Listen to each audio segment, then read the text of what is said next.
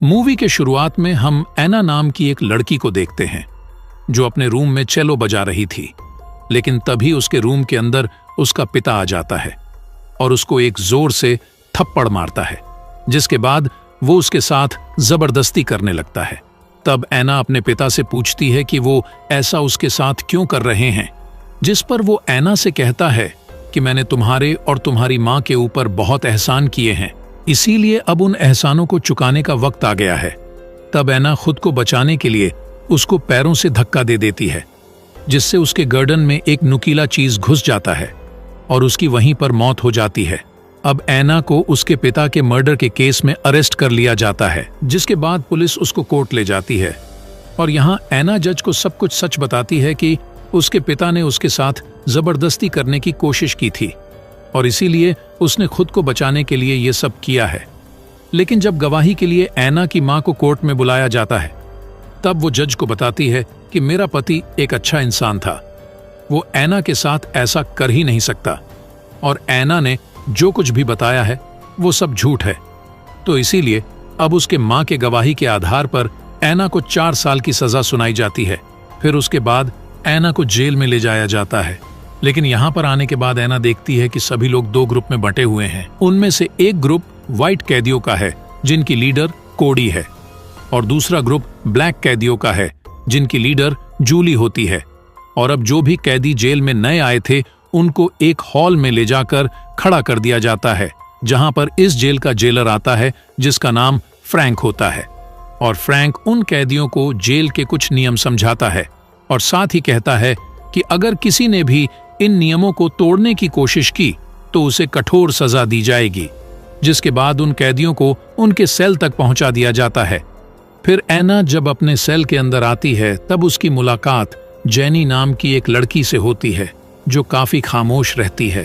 फिर अगले दिन सभी कैदियों को एक मैदान में लाया जाता है जहां पर एना के पास व्हाइट ग्रुप की लीडर कोडी आती है और वो एना को उसके ग्रुप में शामिल होने के लिए कहती है और साथ ही बताती है कि वो अगर उसके ग्रुप में शामिल नहीं हुई तो ब्लैक कैदियों की लीडर उसे नहीं छोड़ेगी। पर एना किसी भी ग्रुप में शामिल होना नहीं चाहती थी, इसीलिए वो कोडी को मना करके वहां से जाने लगती है। लेकिन कोडी को लगता है कि वो उसकी बेइज्जती कर रही है, इसीलिए एना जब अकेली होती है तब कोडी अपने ग्रुप के साथ वहां पर पहुंच जाती है और एना को बहुत बुरी तरीके से मारने लगती है, जिसके बाद एना अपने सेल में आती है और दर्द की वजह से रोने लगती है, जिसे देखकर जेनी उसके पास आती है और उसके साथ हमदर्दी जताती है। इसी दौरान वो दोनों एक दूसरे से अट्रैक्ट हो जाते हैं और वहीं पर इंटीमेट होने लगते हैं। फिर अगले दिन हम देखते हैं कि ब्लैक ग्रुप की लीडर जूली भी एना के पास जाती है और एना को उसके ग्रुप में शामिल होने के लिए कहती है, लेकिन एना उसे भी मना कर देती है और इसीलिए जूली उसको परेशान करने लगती है। अब इस सब से एना समझ चुकी थी कि उसे किसी न किसी ग्रुप में शामिल होना ही पड़ेगा, इसीलिए वो कोडी के ग्रुप में शामिल होने के लिए उनके पास जाती है। तब कोडी उसे बताती है कि हमारे ग्रुप में शामिल होने के लिए तुम्हें हमारा ट्रस्ट जीतना होगा, इसीलिए वो एना से जूली को मार कर आने के लिए कहती है। अब एना खुद को साबित करने के लिए जूली के पास जाकर उससे झगड़ा करने लगती है और उन दोनों के बीच घमासान फाइट होने लगती है। लेकिन तभी वहां पर ऑफिसर्स आ जाते हैं और उन दोनों का झगड़ा रोकते हैं। तब ऑफिसर्स को पता चलता है कि एना ने पहले हमला किया था, इसीलिए ऑफिसर्स उसको सजा देने के लिए ले जाते हैं और एना के सभी कपड़े उतरवाकर एक रात के लिए उसे अंधेरे कमरे में बंद कर दिया जाता है। फिर अगले दिन एना को फ्रैंक के ऑफिस में लाया जाता है और यहाँ पर फ्रैंक एना को एक ऑफर देता है, जिसमें वो बताता है कि अगर तुम्हें दोबारा उस अंधेरे रूम में बंद नहीं होना है तो तुम्हें मुझे खुश करना होगा। अब एना उस रूम में दोबारा जाना नहीं चाहती थी, इसीलिए वो फ्रैंक की बात मान लेती है। इसीलिए फ्रैंक उसका फायदा उठाना शुरू कर देता है। फिर उसके बाद एना जब कोडी से मिलने जाती है तब वो उसे पहले नशा कराती है और इसके बाद वो भी एना का फायदा उठाने लगती है। फिर अगले दिन एना जब अपने ग्रुप के साथ बैठी होती है तब उसके पास जूली आकर उससे झगड़ा करने लगती है, क्योंकि वो उससे बदला लेना चाहती थी और इसीलिए अब उन दोनों ग्रुप के बीच फाइट शुरू हो जाती है। अब इसके बाद एना को फिर से फ्रैंक के ऑफिस में लाया जाता है और इस बार भी फ्रैंक एना को ही इस लड़ाई का जिम्मेदार ठहराता है। तो इसीलिए वो एना को फिर से वही ऑफर देता है कि तुम अगर मुझे खुश करोगी तो तब मैं तुम्हें माफ कर दूंगा। अब इस बार भी एना फ्रैंक की बात मान लेती है।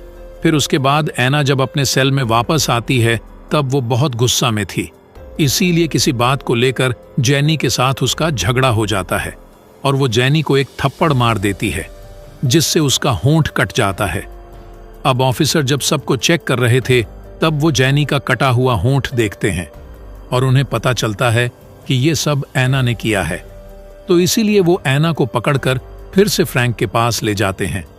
अब इस बार एना फ्रैंक से कहती है कि जो कुछ भी तुम मेरे साथ कर रहे हो वो सही नहीं है।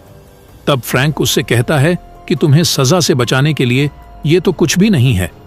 मैं तुम्हें ऐसी जगह भेज सकता हूं जहां पर तुम्हारे साथ इससे भी बुरा हो सकता है। फिर उसके बाद एना कोडी के पास जाकर उससे ड्रग्स मांगती है, लेकिन कोडी उसे मना करते हुए कहती है कि तुम्हें इस बार खरीदना होगा। दरअसल कोडी अब एना के ड्रग्स की लत को छुड़वाना चाहती थी, लेकिन एना को ये बात बुरी लगती है, इसीलिए वो उसके ग्रुप को छोड़ने का कहती है।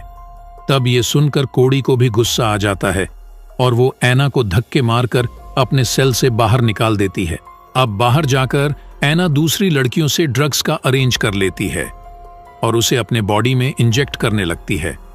तब दूर से कोडी एना की ऐसी हालत देखकर उसे बिल्कुल भी अच्छा नहीं लगता है, इसीलिए कोडी एना के पास जाकर उसको समझाने लगती है कि उसे ये सब छोड़ना होगा, लेकिन एना उसकी एक भी बात नहीं सुनती, इसीलिए कोडी वहां से चली जाती है। अब ब्लैक ग्रुप की लीडर जूली को ये जब पता चलता है कि एना ने व्हाइट ग्रुप को छोड़ दिया है तो वो उससे बदला लेने का सोचती है। इसीलिए एना जब बाथरूम में नहा रही थी तब जूली अपने ग्रुप के साथ वहां जाती है और उसको बुरी तरह से पीटने लगती है। फिर उसके बाद एना बाहर आकर उन लड़कियों से दोबारा ड्रग्स लेने लगती है ताकि अपने गम को भुला सके, लेकिन तभी यहाँ पर कोडी आ जाती है और एना को ड्रग्स देने वाली उन सभी लड़कियों को पीटने लगती है।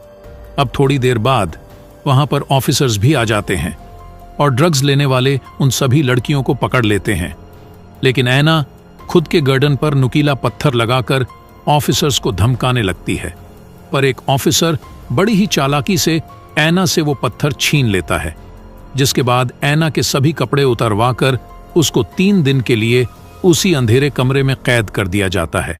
और यहाँ पर एना खुद को मारने की कोशिश करती है क्योंकि वो इस टॉर्चर को सहन नहीं कर पा रही थी। जिसके बाद हम एना को जेल के हॉस्पिटल में देखते हैं, जहां पर एना के जैसे ही ड्रग्स लेने वाली बहुत सारी लड़कियों का इलाज चल रहा था। और एना जब उनकी ऐसी हालत देखती है तब उसे बहुत बुरा लगता है और वो भी आज से ही ड्रग्स छोड़ने का फैसला करती है।